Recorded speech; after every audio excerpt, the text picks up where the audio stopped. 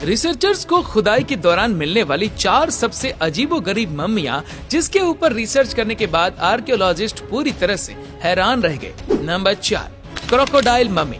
Egypt की एक ancient city उमल बारिजात में आर्कियोलॉजिस्ट की एक टीम काम कर रही थी। उनका टारगेट ममीज या फिर दफन हुआ खजाना ढूंढना था, लेकिन उनकी उम्मीदों पर तब पानी फिर गया जब इस जगह से 1-2 नहीं बल्कि 100 से भी ज्यादा ऐसी ममीज मिली जो इंसानों की नहीं बल्कि क्रोकोडाइल्स की थी।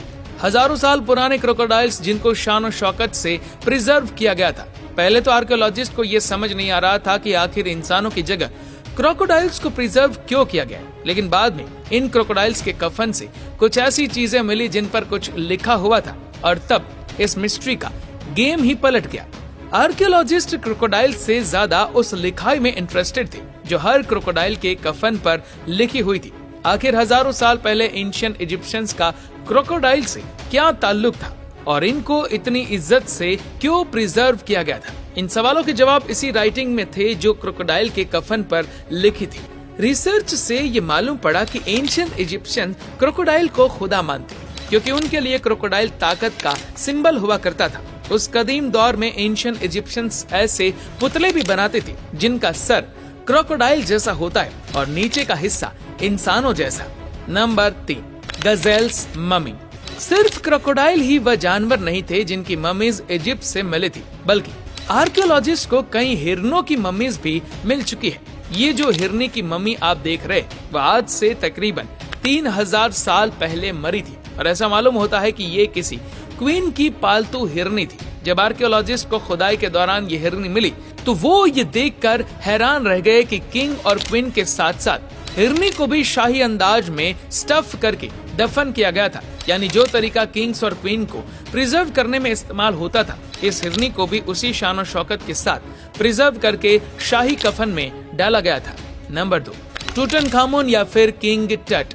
इस फेरो को मिलने से न सिर्फ इसको ढूंढने वाले हैरान थे, बल्कि टूटनखामुन की मम्मी ने पूरी दुनिया के आर्कियोलॉजिस्ट को हैरान करके रख दिया था। टूटनखामुन की मम्मी जिस कमरे में बंद थी वह जमीन के 20 फीट नीचे से मिला था। टूटनखामुन एंशिएंट इजिप्ट का सबसे छोटा किंग था जिसको सिर्फ 9 साल की उम्र में ही इतनी ज्यादा पावर्स मिल गई थी। इसकी मम्मी 1922 में किंग्स वैली के एक टुम्ब से मिली थी जहाँ मम्मी के साथ साथ बेशुमार खजाना भी दफन था और इसी वजह से टूटनखामुन की मम्मी ने पूरी दुनिया को हैरत में डाल दिया था। सिर्फ 19 साल की उम्र में ही मर जाने वाले इस किंग की टुम्ब के बारे में ये माना जाता था कि इसके अंदर कुछ ऐसी आत्माओं का बसेरा है जो इस मम्मी और खजाने को बचा रही है। लॉर्ड कर्नावन वह शख्स था जिसने टूटनखामुन की टुम्ब को ढूंढने में फंडिंग दी थी। हैरतअंगेज तौर पर किंग टट की मम्मी मिलने के चंद ही दिनों के बाद लॉर्ड कर्नावन मच्छर के काटने की वजह से मर गया था।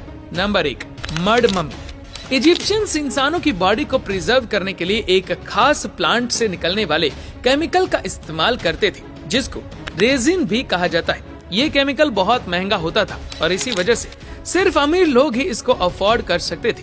आर्कियोलॉजिस्ट को जितनी भी ममीज मिली थी उन पर रेजिन लगा होता था ताकि बॉडी वक्त के साथ खराब ना हो। लेकिन ऑस्ट्रेलियन आर्कियोलॉजिस्ट तब हैरान रह गए जब उन्होंने एक ऐसी मम्मीज तलाश की जो रेजिन नहीं बल्कि मिट्टी से कवर हो रखी थी। ये मम्मी एक औरत की थी जो लगभग 25 साल की उम्र में मरी थी, लेकिन इसके कफन पर मिट्टी के अलावा कुछ और भी था जिसने आर्कियोलॉजिस्ट को हैरानी में डाल दिया था। लैब टेस्ट से ये मालूम पड़ा कि यह मम्मी तो 3000 साल पुरानी थी, लेकिन इसके इर्द गिर्द जो मिट्टी लगाई गई थी वो इसके मरने के काफी सालों के बाद लगाई गई थी।